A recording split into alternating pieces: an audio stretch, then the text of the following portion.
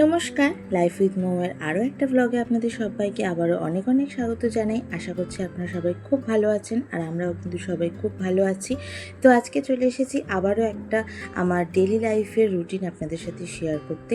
তো আশা করছি আপনাদের ব্লগটা ভালো লাগবে আজকে। তো চলুন আর বেশি কথা না বাড়িয়ে ব্লগটা এবারে শুরু করা যাক।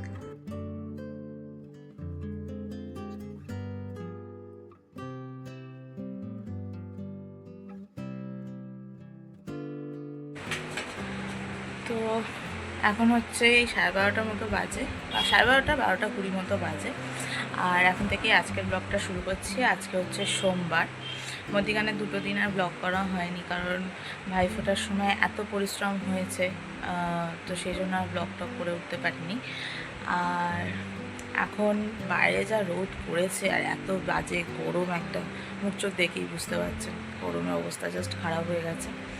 তো চলুন আজকে এখন থেকেই ব্লগ শুরু করি। আর হ্যাঁ, আমি কিন্তু জাস্ট এই 11টা সাড়ে 11টার সময় উঠেছি, কারণ রাতেরবেলা একদম ঘুমাতে পারছিলাম না। জানি না কেন এখন রাতেরবেলা আমি এক ফোঁটা ঘুমাতে পারি না।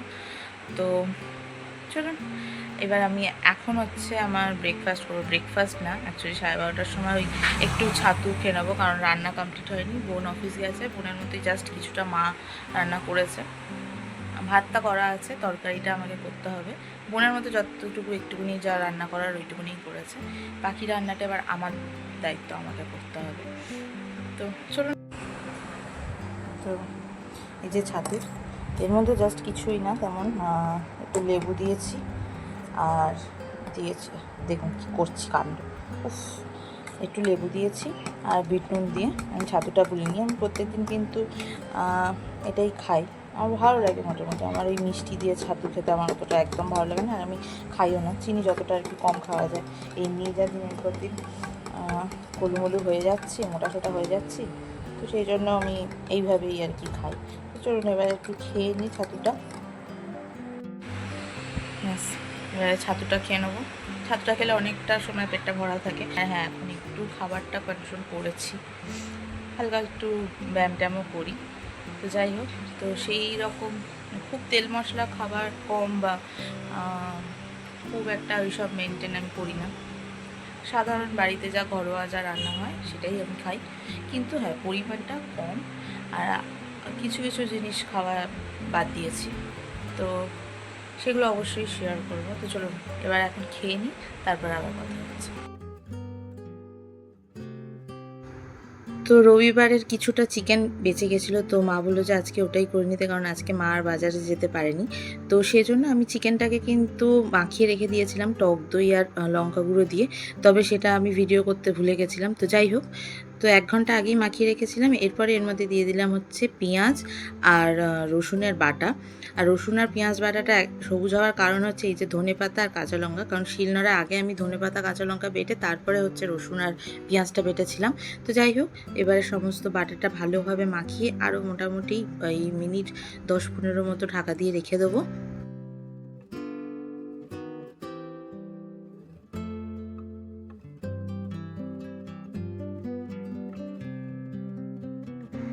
এরপরে আমি কড়াই বসিয়ে দিয়েছি। এবারে কড়াইয়ের মধ্যে প্রথমে দিয়ে দিচ্ছি সাদা তেল,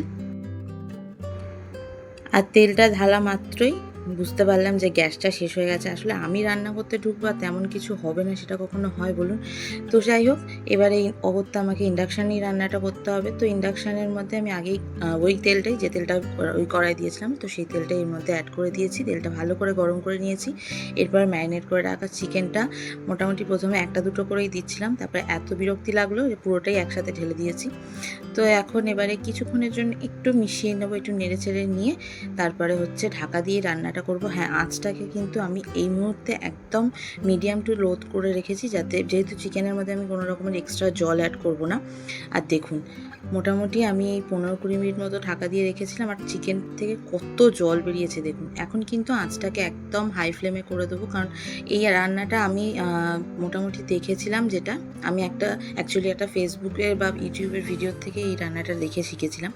তো যাই হোক, তো সেখানে কিন্তু আঁচটা একদম হাইতে রেখেই রান্নাটা হচ্ছিল। তো এবার ঢাকনাটা খুলে কুচনো কিছুটা টমেটো দিয়ে দিলাম। টমেটোটা অ্যাভয়েডও করা যায়, তবে দেখতে কিন্তু খুব ভালো লাগছিলো, তো সেই জন্য আমি অ্যাড করেছি। এরপরে চিকেনটা ভালোভাবে সেদ্ধ হয়ে যাওয়ার পর দিয়ে দিলাম সামান্য কিছুটা ধনেপাতা, আর দিয়ে দিচ্ছে হচ্ছে কাঁচা লঙ্কা কুচি। আমরা কিন্তু সাধারণত ঝালটা যেহেতু বেশি খাই, তো সেই জন্য ঝালের পরিমাণটা একটু বেশিই দিয়েছি। এরপরে সবটা ভালোভাবে একটু মিশিয়ে নেবো।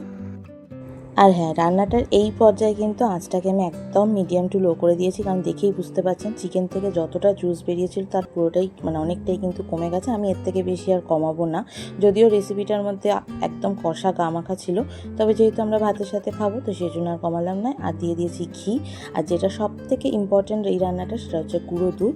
আমি 5 টাকার প্যাকেট নিয়ে এসেছিলাম, তো সেটা আমি পুরোটাই অ্যাড করে দিয়েছি। ব্যাস, আর কিছু না, এবার জাস্ট মিক্স করে নেবো। তবে হ্যাঁ, এই রেসিপিটা কিন্তু আমার দুর্দান্ত লেগেছিল ভিডিওটা দেখে, তো সেই জন্যই আজকে ভাবলাম ট্রাই করি আর আপনাদের সাথে শেয়ার করি। তো আজকের ব্লগটা আর খুব বেশি বাড়াবো না, এখন অলরেডি ঘড়িতে 2:30 বাজে। তো এবার আমরা লাঞ্চ সেরে নেবো। তো আশা করছি ব্লগটা আপনাদের ভালো লেগেছে। ভালো লাগলে কিন্তু ভিডিওটাকে লাইক করতে আর চ্যানেলটাকে সাবস্ক্রাইব করতে একদম ভুলবেন না। আর হ্যাঁ, আমাকে জানাতে একদম ভুলবেন না যে আপনাদের আমার ভিডিও কেমন লাগছে। তো দেখা হচ্ছে নেক্সট ব্লগে, ততক্ষণের জন্য টাটা।